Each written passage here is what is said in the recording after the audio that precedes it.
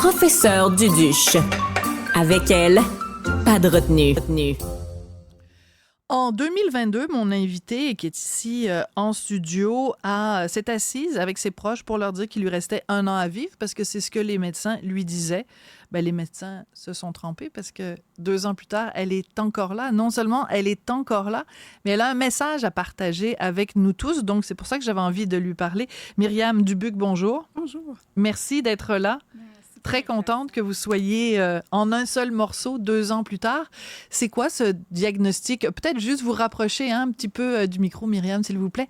C'est quoi ce diagnostic donc que vous avez reçu il y a 2 ans où les médecins vous donnaient seulement 1 an à vivre? En fait, j'ai reçu un diagnostic de cancer du sein triple négatif, stade 4, métastatique.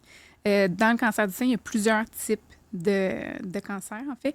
Puis, le triple négatif, c'est le grand méchant loup, en fait, de la bande. C'est le pire des pires. C'est ça, exactement. Et là, la raison pour laquelle vous êtes là aujourd'hui, c'est que vous avez réussi à déjouer les pronostics parce que vous faites partie d'un essai clinique. Expliquez-nous, c'est quoi cet essai clinique? En fait, j'ai été dirigée vers le Centre universitaire de santé McGill par l'oncologue qui me suivait au départ. Puis, c'est un directeur de recherche. Il y avait un protocole qui combinait de la chimiothérapie et de l'immunothérapie. En fait, c'était en phase... parce que parfois, dans les protocoles, il y a des placebos, tout ça. Donc là, on était certain que j'allais vraiment avoir accès au traitement. Puis, c'était vraiment inespéré pour les patientes qui ont un triple négatif parce qu'il n'y a pas grand-chose qui fonctionne. Donc là, on prenait vraiment la chance de l'essayer. Puis, ça a vraiment bien répondu. Aujourd'hui, 2024, 2 ans plus tard, quel est votre état de santé? En fait, je suis considérée comme stable. Comme je suis dans un protocole de recherche, on ne va pas voir s'il y a encore de l'activité cancéreuse. Dans le fond, on suit les données, puis tant que le protocole n'est pas approuvé au Canada, bien moi, je demeure sous traitement, si on veut. Lorsque ça va être approuvé au Canada, là, on va pouvoir évaluer s'il y a de l'activité cancéreuse, puis peut-être opérer si c'est possible. Si c'est possible. Et la raison pour laquelle vous avez accordé une entrevue à nos collègues du Journal de Montréal, Journal de Québec en fin de semaine, c'est que vous voulez partager ça avec d'autres personnes qui souffriraient éventuellement ou qui souffrent en ce moment du même cancer que vous. Vous avez même écrit, vous avez interpellé les élus fédéraux, les élus provinciaux. Ici, vous avez écrit au ministre de la Santé et des Services sociaux, Christian Dubé. Pourquoi cette motivation à brasser la cage, Myriam? Bien, c'est que, en fait, en ce moment, un diagnostic comme celui que j'ai reçu, c'est une condamnation. Il y en a pas d'actuellement accessible des traitements qui fonctionnent. Donc, ça touche particulièrement des jeunes femmes. C'est des jeunes mamans qui vont décéder. Ça fonctionne. Moi, j'en suis la preuve vivante. J'ai la chance d'être encore là puis de voir mon fils grandir. Puis c'est pour partager ce traitement-là avec d'autres jeunes femmes qui pourraient voir leurs enfants grandir aussi. Vous avez l'air très émue. Oui. Oui. Votre fils, Anthony, il a 14 ans.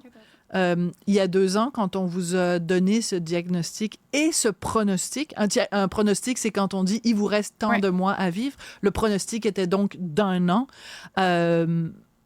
Vous rappelez-vous comment ça s'est passé quand vous avez dû vous asseoir avec Anthony puis lui dire « maman sera pas là peut-être bientôt ». En fait, ça s'est fait en 2 temps parce que j'ai eu d'abord un diagnostic. On ne connaissait pas le stade, puis on ne connaissait pas le type. Il manquait des données, mais on s'attendait à un parcours un peu typique de cancer du sein. Donc, j'ai annoncé à Anthony que j'allais être malade, que j'allais probablement perdre mes cheveux, mais qu'on allait affronter sans famille, puis que tout allait bien aller. Mais c'est que quelques semaines plus tard, là, j'ai dû lui annoncer « Maman, elle va être là pour tes 13 ans, mais elle ne sera pas là pour tes 14 ans. Il ne nous reste pas beaucoup de temps. » Fait que je me souviens qu'on a beaucoup, beaucoup pleuré, vraiment. Puis le lendemain, il m'a dit « Est-ce que je suis obligée d'aller à l'école? » Je dis « Ben non, mon coco, pas d'école aujourd'hui. » On est allé faire de l'escalade. On a vraiment voulu changer les idées. Ouais. Fait que, mais non, il affronte ça comme un champion, lui aussi. Il prend des nouvelles.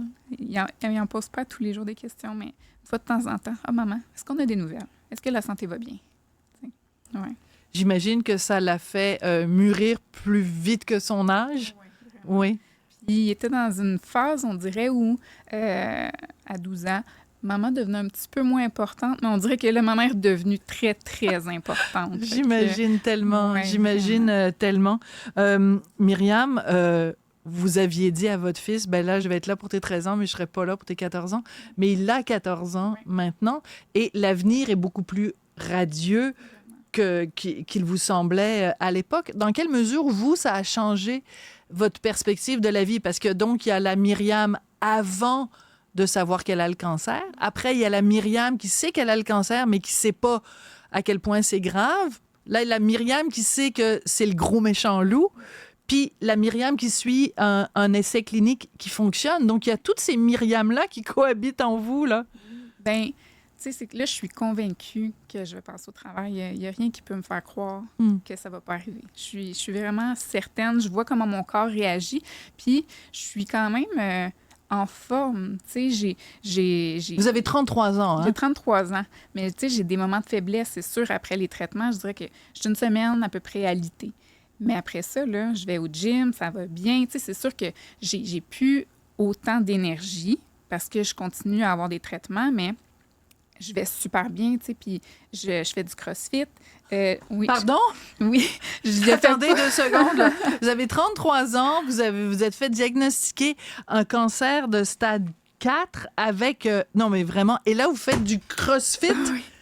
Oui, je continue à faire du Mais CrossFit. félicitations! Merci. Mais avec beaucoup moins d'intensité qu'avant, c'est sûr, mais ça me garde en forme. Oui, mais du CrossFit, même si vous le faites à moitié, là, c'est pas tout le monde qui est capable de faire ça.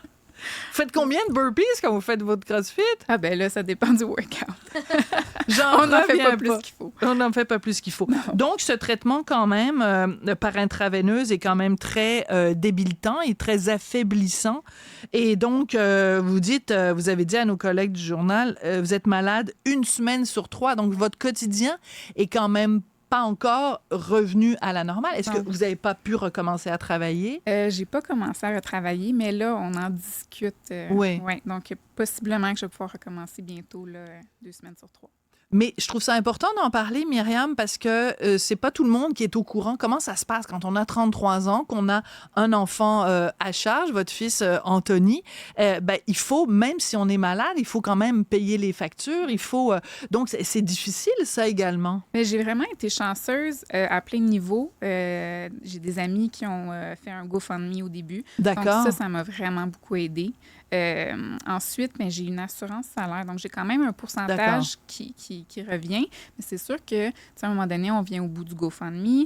Puis, on est quand même en 2024. Les coûts ont beaucoup augmenté. Tout coûte cher. Quand tu es à 70 de ton salaire, c'est mieux que pas du tout, c'est sûr. Mais j'ai hâte de recommencer à travailler parce qu'à un moment donné, j'aime mon travail, mais c'est sûr que les sous, ça fait du bien aussi. Oui. Myriam, je suis très impressionnée par votre parcours. Je suis très impressionnée par votre solidité, ce qui ne veut pas dire qu'il n'y a pas de la vulnérabilité aussi mélangée à ça. Je craque d'en voir votre sourire. Je trouve ça très émouvant de vous entendre parler de votre fils de 14 ans, Anthony, qu'on salue, qui va sûrement écouter l'entrevue quand il aura fini l'école. Et je trouve que c'est très important le message que vous envoyez aujourd'hui pour cet essai clinique. En effet, souhaitons que le plus de femmes possible puissent y participer. Et je vous trouve très généreuse de prendre l'énergie que vous avez, parce que quand on est face à la maladie, on pourrait dire, je vais prendre toute mon énergie pour me prendre soin de moi. Mais vous prenez de votre temps, vous prenez de votre énergie pour vous déplacer, venir ici en studio et partager ce message-là. C'est important ce que vous faites aujourd'hui, Myriam? Oui, c'est important. J'y tiens. Oui. Alors, regardez la caméra qui est là. Qu'est-ce que vous voudriez dire aux femmes qui, en ce moment, ont reçu le même diagnostic que vous? En fait, on est dans des belles années pour les développer de triple négatif. Donc, ça s'en vient, puis on va militer pour que ça s'en vienne plus vite. Donc, c'est tout. Merci beaucoup, Myriam. Vu que votre système immunitaire est un peu fragile, je me lève pas pour vous embrasser, mais c'est pas l'envie qui manque. Vous êtes vraiment une femme super inspirante. Merci beaucoup, puis bon courage pour la suite des choses. Merci. Merci. Myriam Dubuc, 33 ans, donc jeune maman atteinte d'un cancer du sang agressif. C'est pas ça qui vous définit. C'est une des choses qui vous est arrivée, mais c'est pas ça qui vous définit, Myriam. Merci beaucoup d'être venue nous parler aujourd'hui. Merci.